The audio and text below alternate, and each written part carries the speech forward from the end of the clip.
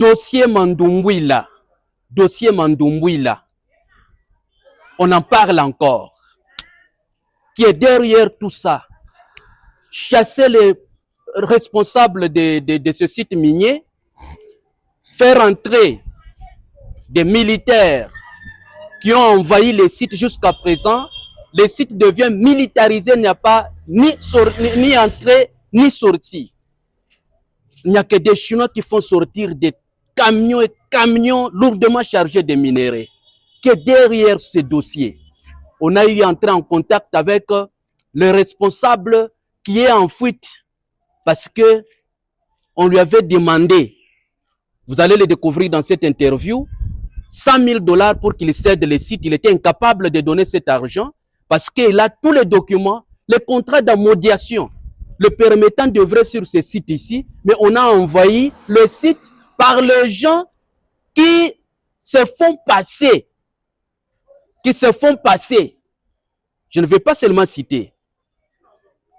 Pascal Bitika, Monsieur Pascal Bitika, vous êtes questeur adjoint au Sénat. Vous êtes questeur adjoint au Sénat. Le tout-puissant Pascal Bitika.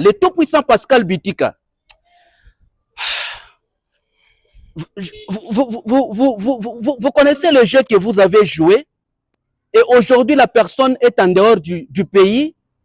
Un Congolais qui a fui son pays parce que vous voulez vous enrichir, parce que vous êtes Congolais plus que lui. Fidèles internautes, je vous laisse découvrir cet entretien dans cette émission, 10 minutes d'enquête. Merci beaucoup, monsieur le journaliste. Ça fait bientôt, je vais totaliser 6 mois à l'extérieur du pays. Pour le moment, je suis en Allemagne. Et des fois, je suis en Belgique, France, en Allemagne, parce que je n'ai pas une adresse fixe en Europe. J'ai été victime par ma bonne foi. J'ai toujours l'habitude d'être bien avec des gens. Il y a un groupe de gens, je vis avec eux.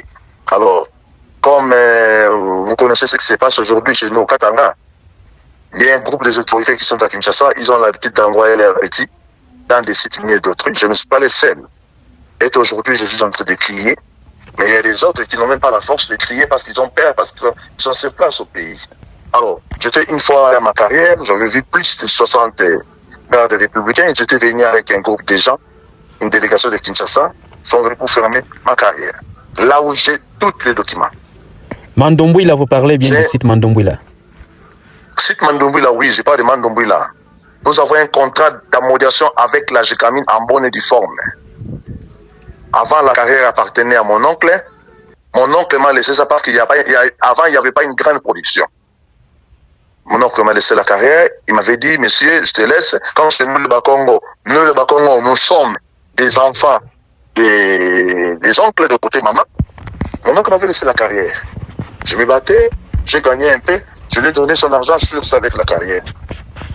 J'ai vu un groupe de gens qui sont arrivés avec des JR. Ils étaient au nombre de plus de 60. En quelle année? Ils m'ont menacé. 2026, c'était au mois de février. Le 10 février 2026. Ils sont arrivés là-bas. Ils ont bloqué tout le monde. Ils ont chassé des gens. Ils m'ont appelé, suivez-nous à Lubumbashi. Je fais plus de 2 semaines à Lubumbashi avec eux. Menace. Oh non, donnez-nous autant. Donnez-nous 100 $. J'ai dit, où est-ce que je vais trouver 100 000 $? Vous voyez la carrière, on n'a jamais produit même 50 000 $. Nous sommes en train de se battre ici, nous sommes des Congolais. Oh non, mais c'est dans ce cas-là, on va récupérer. J'ai dit, vous allez récupérer la carrière, c'est quel document? Oh non, on nous a donné les instructions par le chef de l'État qu'on récupère toutes les carrières qui appartiennent aux gens du PPRD, les gens qui soutenaient Joseph Kabila. J'ai dit, non, ce n'est pas comme ça marche. J'ai perdu, mais ce n'est pas dit être membre du service PPRD, il faut être rebelle. Directement, il dit, non, c'est vrai, voilà maintenant. Toi, tu es membre de M23. Tu es en train de prendre l'argent pour envoyer là-bas. Au M23, j'ai dit, est-ce que vous avez des preuves? Ils m'ont dit non, s'il n'y a pas question de preuve. S'il n'y a pas question de preuve, monsieur, tu dois libérer la carrière. J'ai dit, je vais libérer la carrière comment? Comme je suis aussi, et j'ai fait quand même beaucoup de temps à Lubumbashi, j'ai commencé à faire la tête de l'air dire, je suis allé à l'auditorat. Au moment où nous étions à l'auditorat, lorsqu'ils ont trouvé que là-bas à l'auditorat, on m'a dit non, le médecin a raison, il a tous ses papiers, allez. Ils ont appelé, il y a un autre groupe qui sont quittés Kinshasa pour venir à Lubumbashi. Dieu merci, être bien avec des gens. On m'a appelé, on m'a dit, mais c'est parti, en tout cas, il ne faut pas rester là-bas. Si tu restes encore à Lubumbashi, on va te récupérer pour t'amener à Kinshasa. Enfin, tu connais ce qui se passe aujourd'hui? On peut te prendre comme ça, un innocent, on t'amène là-bas, on te crée les problèmes, tu restes là-bas.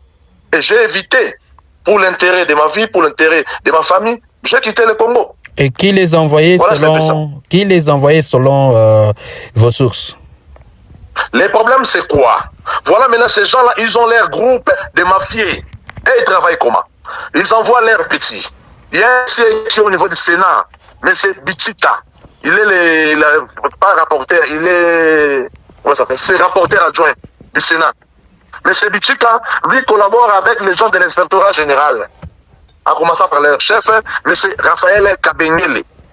M. Raphaël Kabengele, lorsque les gens, les petits, ils ont terminé l'opération, ils ont amené les rapports au niveau de lui, le M. Bichika, le sénateur.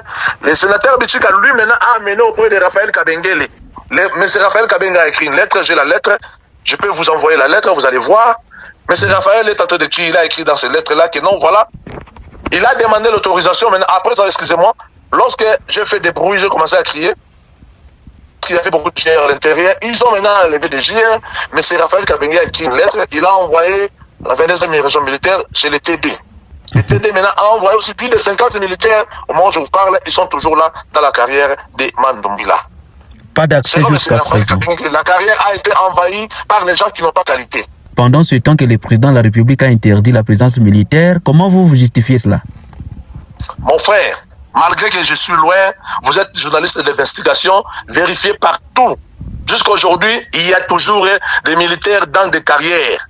Il y a des militaires dans des carrières. Même si vous arrivez chez moi là-bas à Mandombila, vous allez voir, il y a des militaires là-bas.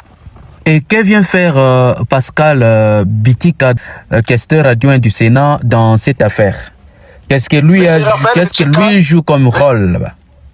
Mais c'est Raphaël Bichika, c'est lui qui est, donc, comment on peut dire, chef de bande. Il est le chef de bande, il envoie ses agents sur le terrain pour aller chercher, comme c'est quelqu'un qui a travaillé avec nos anciens cadres du PPRD. Raphaël Bichika, il fait membre du PPRD. Il est l'enfant chéri de notre vieux Emmanuel Ramazan Chadari.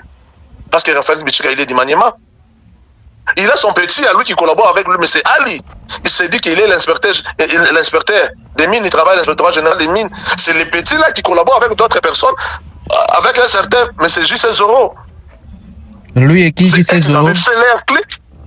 J.C. Zoro, il est aussi dans le cabinet de M. Bichika, les familles sénégalaises. Vous imaginez quand j'étais là-bas, à Mandombila, dans la carrière, vous pouvez aller se renseigner. On a construit l'école là-bas en face de la carrière. Exact. Il y a une école là-bas, Laurent Désiré Kabila Junior. C'est nous-mêmes qui payons les enseignants. Et chaque année, on donne les uniformes et les sacs de kits scolaires aux enfants. Mais voilà aujourd'hui. En plus, il y a beaucoup de gens de Luambo, les enfants de Luambo, qui gagnaient là-bas dans cette carrière. Mais aujourd'hui, on les a mis dehors.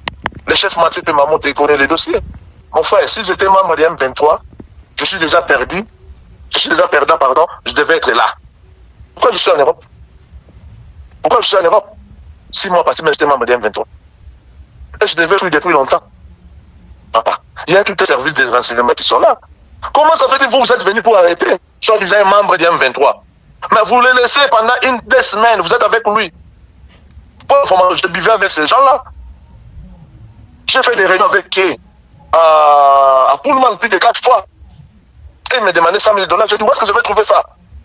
Mais on parle aujourd'hui de 650 000 détournés par les rapporteurs, les questeurs adjoints de l'Assemblée, du Sénat plutôt. Vous confirmez cela? Oui. Qu'il y avait des sources et il y a des informations. J'ai confirmé ça. Le problème, c'est quoi? Vous voyez, Bichika, comme il a une grosse vente, il aime trop bouffer. Vous savez, les gens, ils avaient amené cette million-là auprès de Bichika. Bichika, maintenant, lui, bouffe cet argent-là avec des Badjo Kibonge et les Raphaël Kabengele.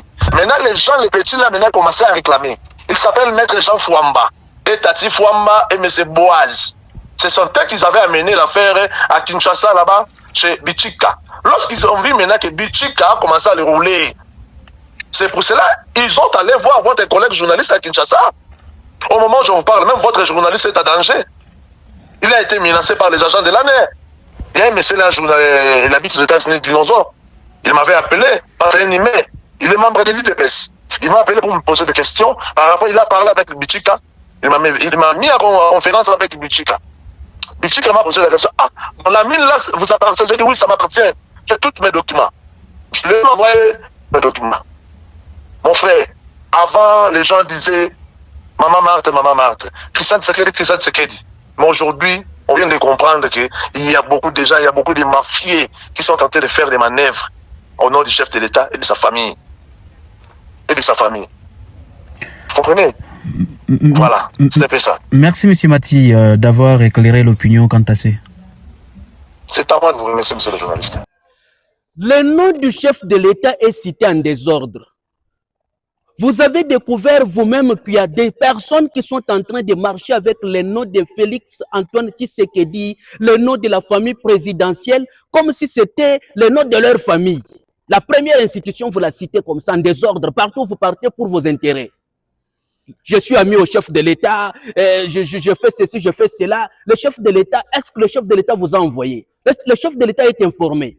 Pourquoi salir l'image du chef de l'État? Au président de la République de suivre de plus près ce dossier. C'est un dossier qui cartonne, un dossier volumineux dans le Grand Katanga en République démocratique du Congo. Au moment où nous parlons ici, l'homme a été taxé de tous les maux et il se retrouve aujourd'hui à l'étranger parce qu'il ne sait pas vivre sur son sol par ceux qui se réclament congolais plus que les autres.